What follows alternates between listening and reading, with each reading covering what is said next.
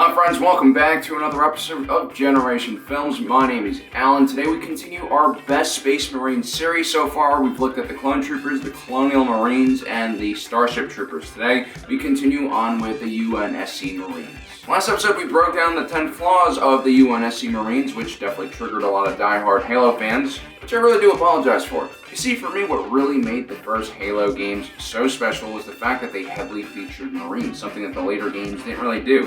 One of my favorite moments in gaming was when Master Chief picked up the helmet recorder of one Private First Class Jenkins and witnessed the squad of Marines get overwhelmed by the flood.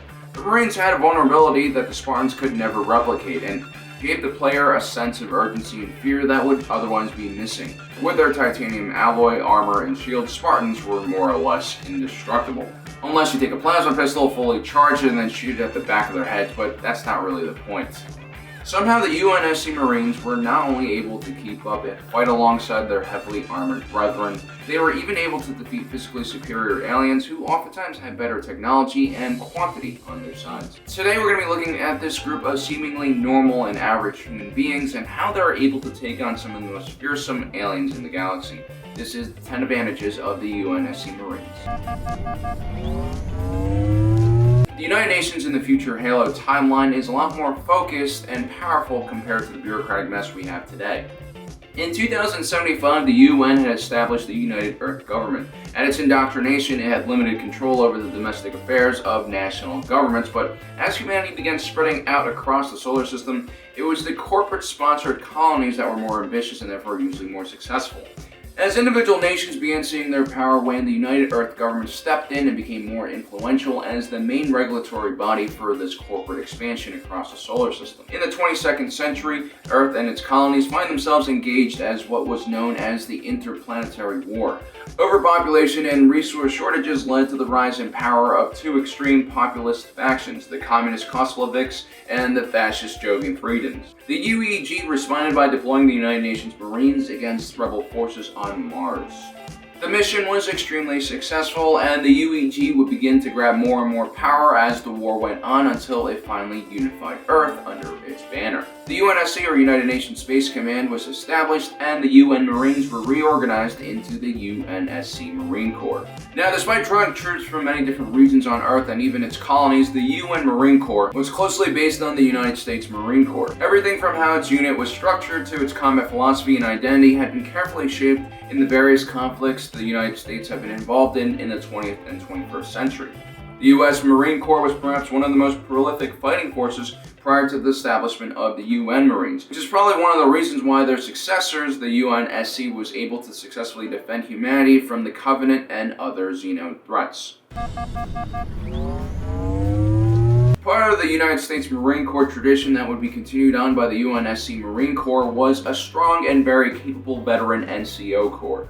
These were veteran fighters that obtained their rank usually through real-life combat experience. They led smaller units into combat and served as an intermediary between officers and enlisted men. Although they were outranked by even the most junior officers, it wasn't uncommon for the NCO to be the most experienced man in a unit, which often meant that the NCOs would serve as mentors for rookie officers. A strong NCO Corps was especially important when the UNSC was fighting technologically superior foes like the Covenant, as entire HQ units and officers suffered heavy casualties and the traditional structure of a fighting unit broke down. The NCOs were usually able to still effectively coordinate small unit actions against the enemies in asymmetric warfare. When facing the horror of alien weapons, giant monsters, and just things that training can never prepare the average grunt for, it was up to the veteran NCOs to hold the line and inspire the men around them not to break. Think commissars, but instead of using fear of death against their men, the NCOs would jump into the trenches alongside with their fellow Marines. So it comes to no surprise that the greatest infantry heroes in the UNSC were usually NCOs. You have individuals like Master Sergeant Avery Johnson, or Sergeant John Forge, or even Master Chief himself. A capable NCO was the key component of a modern, flexible, and smart military organization. Another similarity between the U.S. Marine Corps and the UNSC Marine Corps was that it was specifically designed as an expeditionary force. This meant that the Marine Corps was supposed to be able to function without support from other branches of the military for a period of time.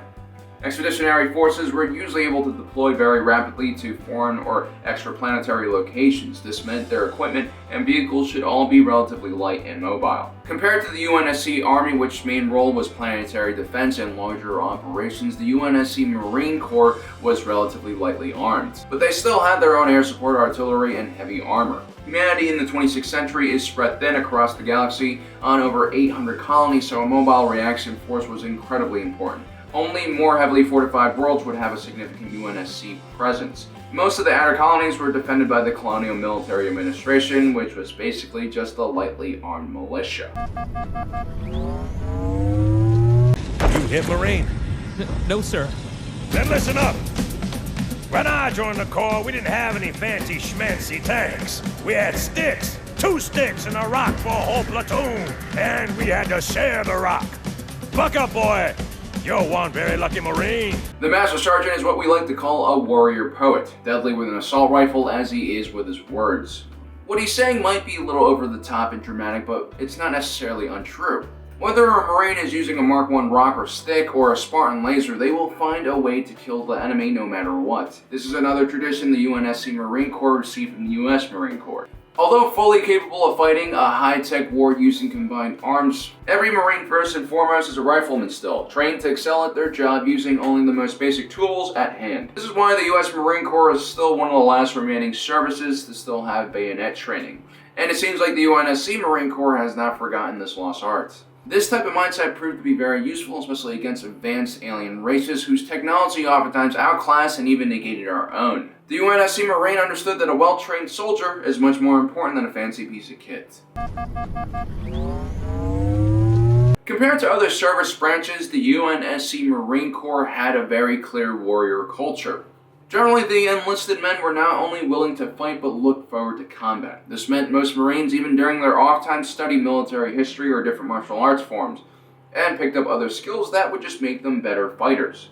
So the Marines weren't just enlisted men or officers or even professional soldiers, they lived and breathed combat, which is why the Covenant would come to respect these humans not as only soldiers but as warriors.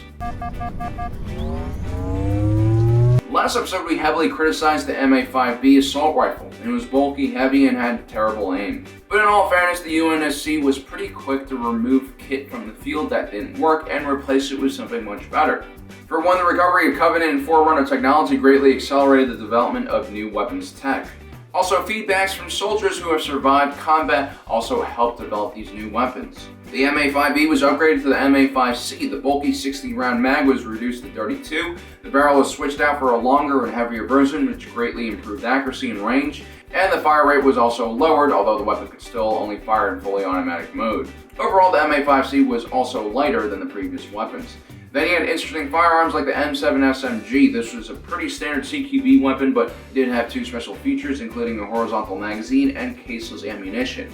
This meant that the weapon didn't have to open its breech in order to expend empty bullet cases, which led to a more reliable weapon with less moving parts, which was less likely to jam. The horizontal mag could hold 60 rounds, and because of its orientation, was much lower profile. This meant the M7 was ideal for dual wielding, which was very useful when facing a horde of Flood. Although by the early 26th century humanity had spread across the galaxy, we had not yet encountered other sentient beings, aside from the meddling dolphins that lived beneath Terra's oceans. So we still had a very important sense of duty to the human race.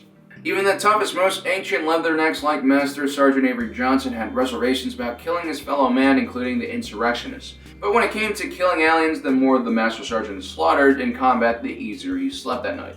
And because the Covenant and the various other alien species in the galaxy represented an existential threat to humanity, the Marines had a significant morale boost, knowing that every step backwards they took was another step closer the enemy got to glassing our cities and eating our babies.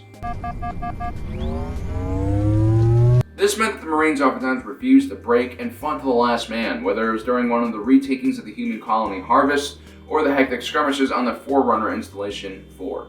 Despite being made out of intelligent and individualistic fighters, the Marine Corps was oftentimes very stubborn and was okay with a Pyrrhic victory as long as it was a victory.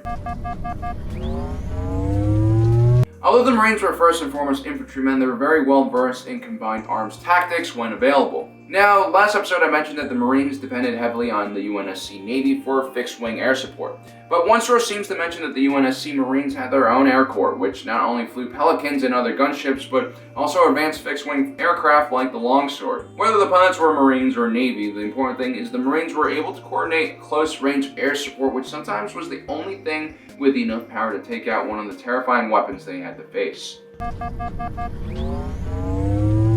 The M808B main battle tank was light enough to be deployed by a Pelican and powerful enough to take out an enemy Wraith tank in 2 or 3 shots. It was quite maneuverable and quick for heavy armor. This made it the perfect addition for an expeditionary force that needed to move quickly and be ready to fight in a split second. The M808B was a terrific platform and even respected by the Covenant. It could also be modified for a variety of other purposes, including anti-aircraft operations. So guys, those are the 10 advantages with the UNSC Marine Corps. Please vote in the top right corner and let us know what you think. Also, don't forget to check out our 10 flaws version of this video where you can also vote for the Marines. Anyway guys, don't forget to subscribe, hit that notification button so you don't miss out on the rest of the series. Please check our Facebook where we'll be posting the current scores that we have so far. As usual guys, thanks for joining us today. My name is Alan, reminding you that life is a movie and you are the protagonist.